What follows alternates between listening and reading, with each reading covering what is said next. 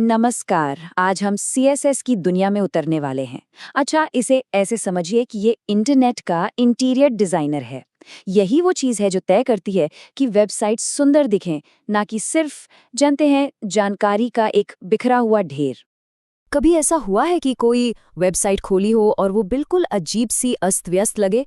मतलब टेक्स्ट कहीं जा रहा है, तस्वीरें ज़रूरत से ज़्यादा बड़ी हैं और सब कुछ अपनी जगह से हिला हुआ सा लगता है। जरा स्क्रीन पर देखिए। एक तरफ एक वेबसाइट वैसी दिख रही है जैसी उसे दिखना चाहिए, एकदम साफ सुथरी और व्यवस्थित। और दूसरी तरफ, अरे ये वही वेबसाइट है लेकिन अपनी स्टाइलिंग के बिना। देख रहे हैं, पूरी तरह से टूटी फूटी और बिखरी हुई। तो इसका कारण क्या है?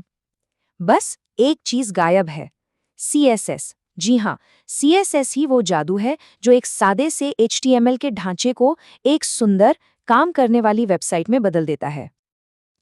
तो ये पेंटिंग असल में होती कैसे है? सीएसएस को आप एक वेबसाइट के लिए दिए गए निर्देशों के एक सेट की तरह समझ सकते हैं। ये एचटीएमएल के स्ट्रक्चर को बताता है कि हर चीज आखिर कैसी दिखेगी और कहाँ रखी जाएगी। सीएसएस का पूरा नाम है कैस्केडिंग स्टाइल शीट्स। और हाँ, ये कोई बहुत मुश्किल प्रोग्रामिंग भाषा नहीं है, बल्कि ये एक स्टाइलिंग भाषा है। इसका सिर्फ एक ही काम है, स्टाइल जोड़ना। मतलब रंग, फॉन्ट, लेआउट और भी बहुत कुछ। सीएसएस के काम करने का तरीका ना बहुत ही सीधा है। ये बस एक 2 स्टेप प्रोसेस फॉलो करता है। पहले ये एक एचटीएमएल एलिमेंट को चुनता है, जैसे कि कोई हेडिंग, और फिर ये उस पर एक स्टाइल लागू कर देता है, जैसे उसका रंग बदल देना। हर सीएसएस निर्देश के असल में 3 हिस्से होते हैं। सबसे पहले है सिलेक्टर, जो एचटीएमएल एलिमेंट को चुनता है, मान लीजिए H1 हेडिंग। उसके बाद आती है प्रॉपर्टी, यानी हम कौन सा स्टाइल बदलना चाहते हैं, जैसे कि रंग। और आखिर में है वैल्यू, जो उस स्टाइल को सेट करती है, जैसे नीला। सिलेक्टर, प्रॉपर्टी, वैल्यू, बस इतना ही है। चलिए, अब वेब डिज़ाइन का एक सबसे बड़ा राज समझते हैं। इसे बॉक्स मॉडल कहते हैं, और यही वो नियम है जो तय करता है कि वेब पर हर चीज़ कैसे व्यवस्थित होती है। ये बहुत ही आसान है। वेब पेज पर हर चीज, चाहे वो टेक्स्ट हो, इमेज हो या फिर कोई बटन हो, एक अदृश्य आयताकार बॉक्स के अंदर होती है। अगर हम इन बक्सों को कंट्रोल करना सीख गए तो हम किसी भी लेआउट को कंट्रोल कर सकते हैं। इस बॉक्स को ना एक प्याज की परतों की तरह सोचिए। एकदम बीच में, सेंटर में हमारी असली सामग्री होती है, मतलब टेक्स्ट या इमेज। सामग्री के ठीक बाहर होती है पैडिंग। ये उस सामग्री को सांस लेने के लिए, मतलब थोड़ी खाली जगह देती है बॉक्स के अंदर। पैडिंग के बाद आता है बॉर्डर। ये बॉक्स का वो किनारा है जो हमें दिखाई देता है, ठीक एक तस्वीर के फ्रेम की तरह। और सबसे बाहरी परत है मार्जिन। ये एक बॉक्स को दूसरे बॉक्स से अलग रखने वाली खाली जगह है, ताकि पेज पर चीजें एक दूसरे से चिपकी हुई न लगे।